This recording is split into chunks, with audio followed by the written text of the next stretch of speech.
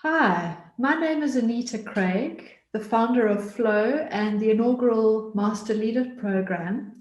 And today we have with us Marc Rogatschnig, based in Cape Town, South Africa, joining us for a chat. Hi there, Marc. Hello, Anita. Thanks for having me. So yeah, maybe we Mm, could share a little bit around, what has sort of brought you to being in this seat here today and your journey in a mm. nutshell to date.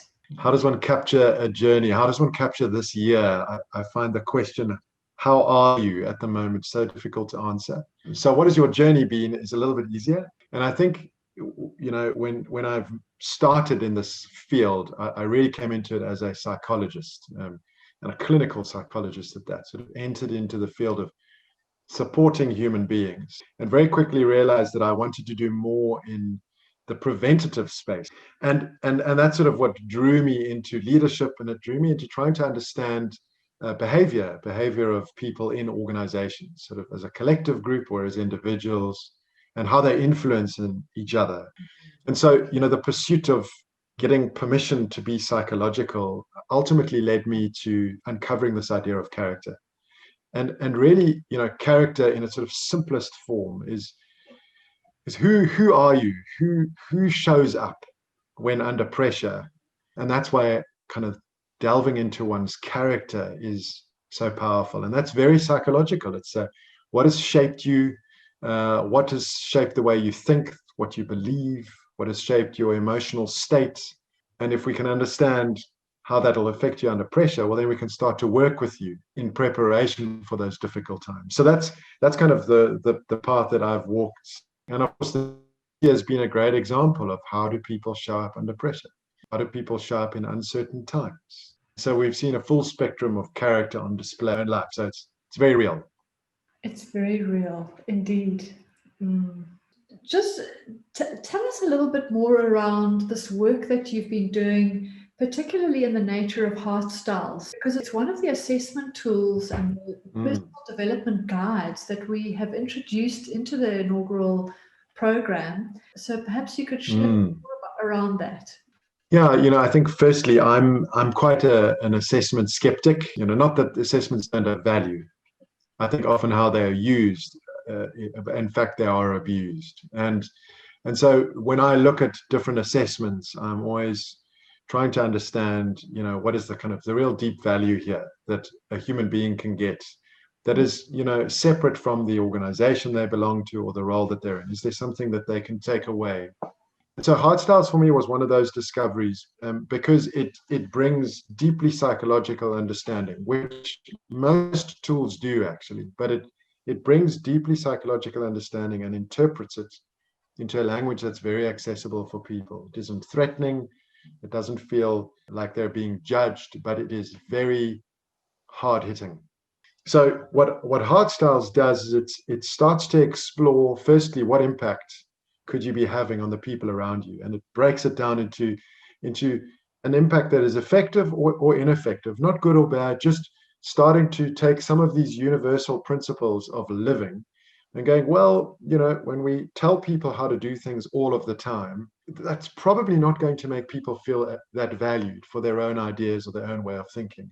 Sometimes it's very powerful, but not always. So that could be ineffective over time. And maybe a more effective way would be to help people find their own answers, to develop and grow them in a way that is a little bit more them focused than me focused. And so Heart Style starts to give people a little bit of a measure on the impact they're having on others and a sense of what's really working in the favor of their own interest and the interest of others. That's wonderful balance. And if it isn't in that good balance, starts to give them an idea of where they could move to. What is it that they could explore? It provides a little bit of a map, actually. And so that perspective of how I'm doing is through the eyes of others, which is what makes this so powerful, is we have an opportunity to have a lot of people that you deal with every day give you feedback on literally this alignment between your intention, the impression you create, and the impact you have. And once that picture has been shown to you, you are then introduced to the deeper psychological formation of why are these the behaviors that you're choosing. Why is it that you, under these circumstances, have chosen this way of treating other people when your colleague maybe chooses another way? It's a long answer, but HeartStyles allows us to measure where we're at, helps us to understand why we got there, like what happened that made us get there, and provides a map to chart our way forward.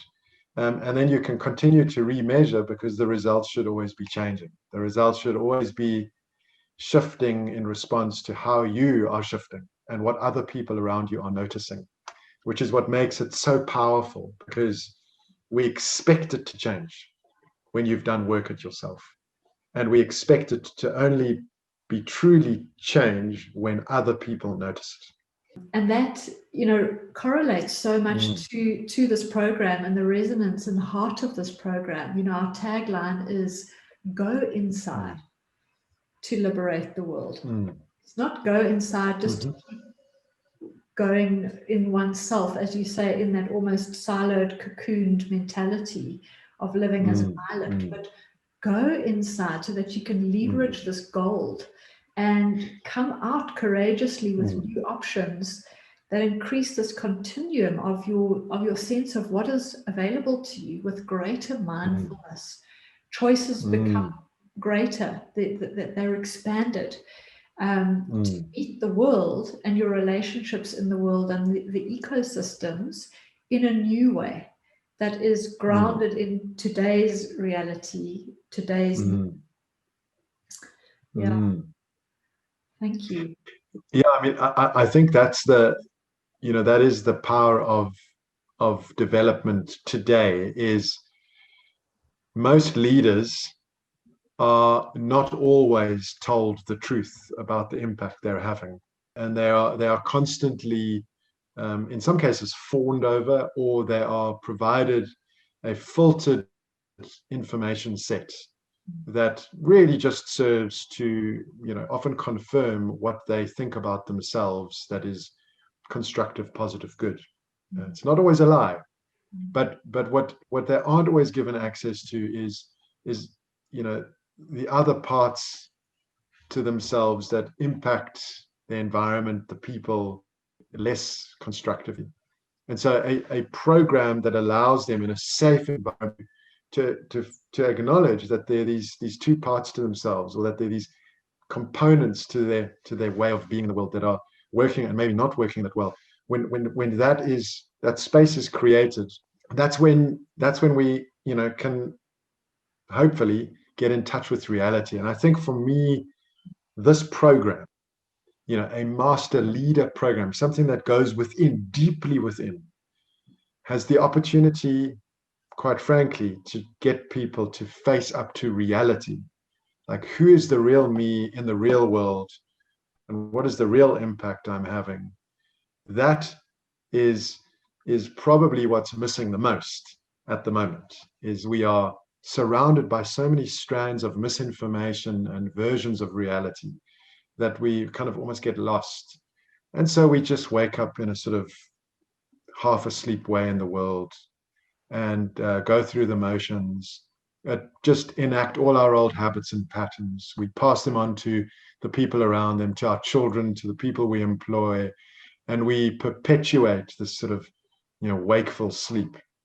And really, when you can put people into a safe environment and just give them the chance to see the fullest reality of who they are and how they're engaging with the world, that's when people realize one thing usually, and that is, oh, you mean I have a choice? So I could try something different, that there is a strategy that could get the same results but be down a less destructive route, or will have less negative consequences, or is more in the interest of the greater good than just in my interest. I didn't even know I had that choice. The rest, of course, the courage to make that choice, is something no one can force anyone to make, but it's oftentimes just not knowing that there is an alternative choice. And so I think that's the work that we all need to be doing, because we've got to the place in the world that's clearly not worked in many ways. Of course, much that has worked tremendously well, but there's still so much that very influential people have impacted, and we need to get in touch with that reality. Thank you so much for your time today, Marc. It's been a great joy and privilege and learning experience to have this dialogue with you. Thank you, Anita. It's been my pleasure. Look forward to the next one and seeing you on the program. Yes.